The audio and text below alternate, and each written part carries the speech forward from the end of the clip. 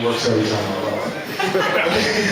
run. So our next speaker is the founder of South Bronx Sustainable Development and president of the Majora Carter Company.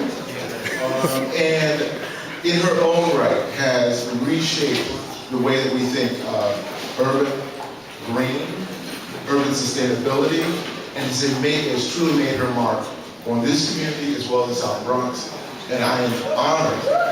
It is such a pleasure to introduce you to Majora Carter.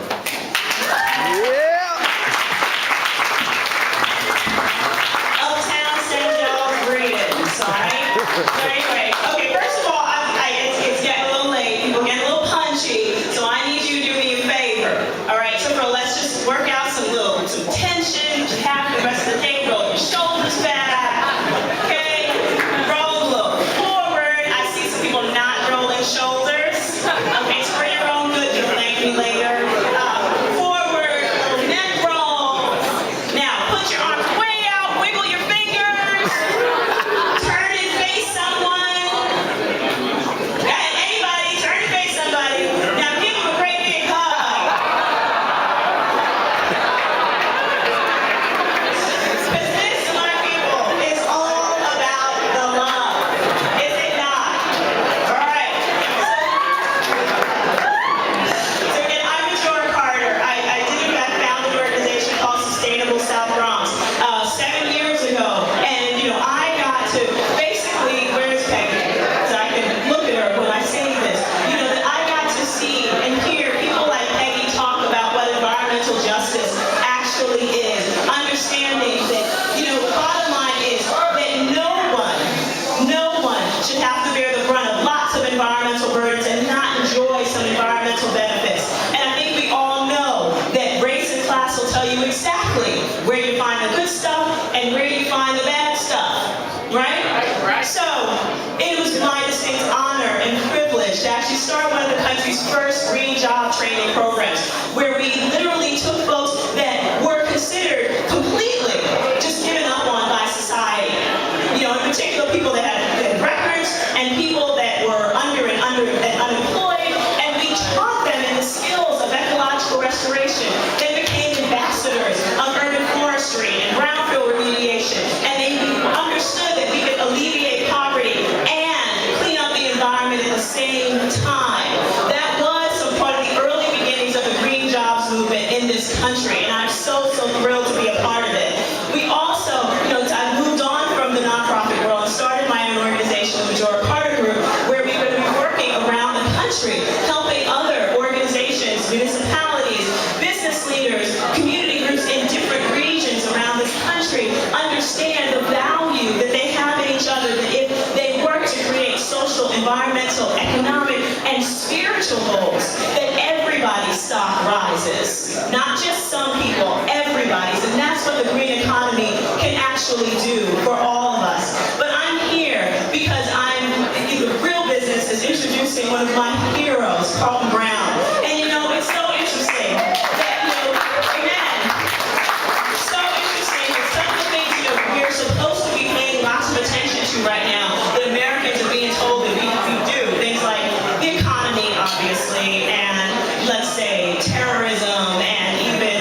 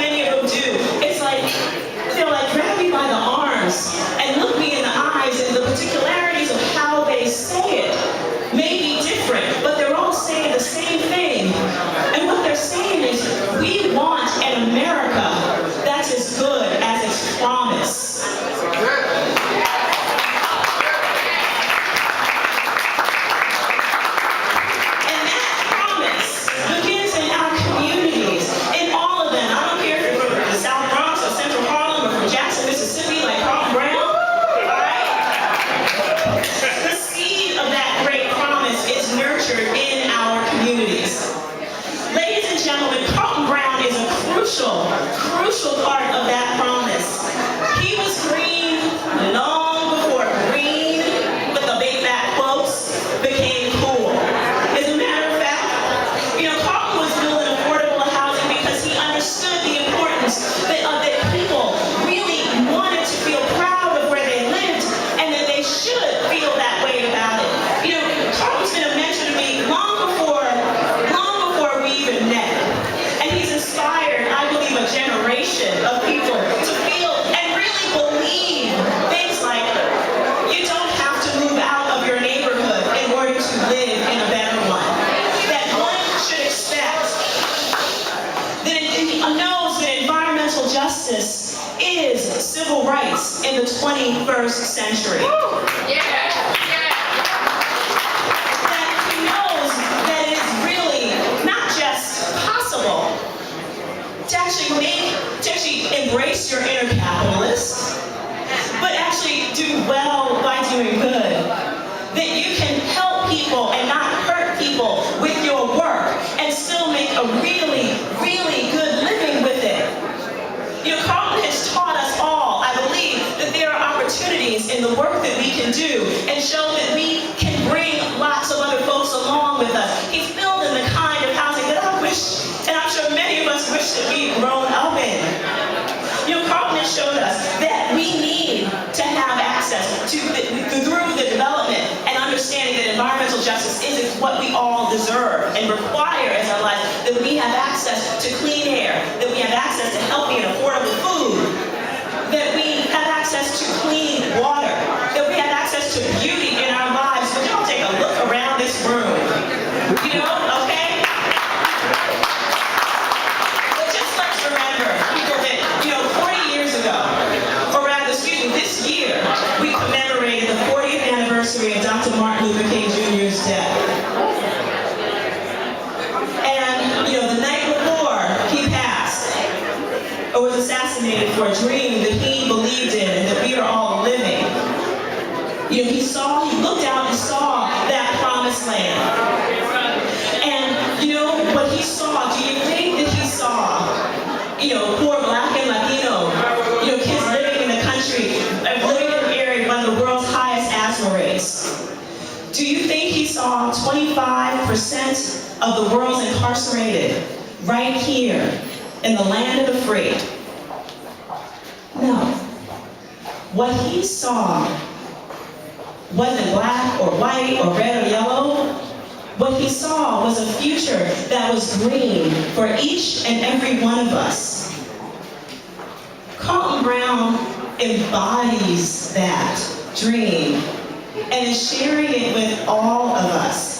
He has personally shared it with me, being a mentor to help me realize that I could actually do something with my life. And he inspired a generation of folks that are going to do even more by virtue of whether they live in this building or knowing about it. Carlton, I want to thank you from the bottom of my heart for being you, and for being just a real supporter of what the future of this country is going to be, because Barack is not going to do this all by his lonesome. He's not. He's going to do it with the support